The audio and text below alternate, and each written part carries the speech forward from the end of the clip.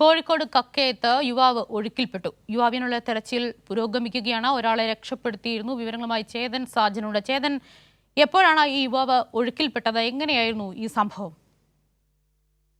വിജി, ഇന്ന് ഉച്ചയ്ക്ക് 12:30 ഈ സംഭവം നടക്കുന്നത്. കോഴിക്കോട് കക്കയം 30-ാം മൈലിലാണ് രണ്ട് വിനോദസഞ്ചാരികൾ ഒഴുക്കിൽപ്പെടുന്നത്. ഈ രണ്ടു പേരിൽ ഒരാളെ നിലവിൽ രക്ഷപ്പെടുത്തിയിട്ടുണ്ട്. മറ്റൊരാൾക്ക് വേണ്ടിയുള്ള തെരച്ചിൽ ഇപ്പോൾ പുരോഗമിക്കുകയാണ്. അശ്വിന് വേണ്ടിയുള്ള തെരച്ചിലാണ് ഇപ്പോൾ പുരോഗമിക്കുന്നത്. ഇയാൾ പനങ്ങാട് സർവീസ് സഹകരണ ബാങ്കിലെ ജീവനക്കാരനാണ്. ഈ പ്രദേശത്തെ ഈ പുഴയെ പറ്റി പറയുകയാണെങ്കിൽ വളരെ ആഴമുള്ള സ്ഥലമാണ്. ഇവർ 12ഓളം സംഘം ഉച്ചയ്ക്ക് ഇവിടെ കുളിക്കാൻ വന്നതായിരുന്നു. അപ്പോഴാണ് ഈ അപകടം സംഭവിച്ച് രണ്ടുപേർ ഒഴുക്കിൽപ്പെടുകയും ഒരാളെ രക്ഷപ്പെടുന്നതും. ഏതായാലും നിലവിൽ ഇപ്പോൾ ഇവിടെ പേരാമ്പ്രയിൽ നിന്നുള്ള ഫയർഫോഴ്സിന്റെ സ്കൂബ ടീം, അതുപോലെ തന്നെ പ്രൈവറ്റ് റെസ്ക്യൂ ടീമും ഒപ്പം തന്നെ നാട്ടുകാരും ചേർന്ന് ഇവിടെ തെരച്ചിൽ പുരോഗമിക്കുകയാണ്. എത്രയും പെട്ടെന്ന് ഈ അശ്വിനെ കണ്ടെടുക്കാൻ സാധിക്കും എന്നാണ് ഇവർ ഇപ്പോൾ പ്രതീക്ഷിക്കുന്നത്. വിജി, ചേതൻ, ഇത് ഈ പ്രദേശത്തുള്ള യുവാക്കളാണോ ഇവിടെ എത്തിയിരുന്നത്?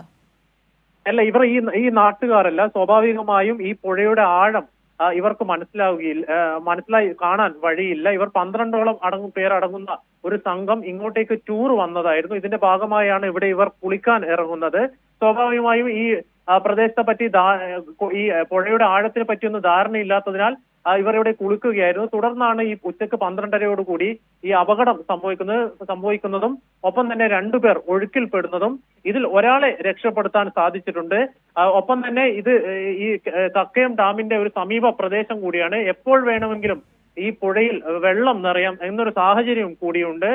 സ്വാഭാവികമായും ഇതൊന്നും അറിയാതെയായിരിക്കാം ഇവർ ഇവിടെ കുളിക്കാൻ ഇറങ്ങിയത് എന്നാണ് നമ്മൾ മനസ്സിലാക്കുന്നത്. ഏതായാലും ഇപ്പോൾ രണ്ടുപേർ ഒഴുക്കിൽപ്പെട്ടെങ്കിലും ഒരാളെ രക്ഷപ്പെടുത്തിയിട്ടുണ്ട്.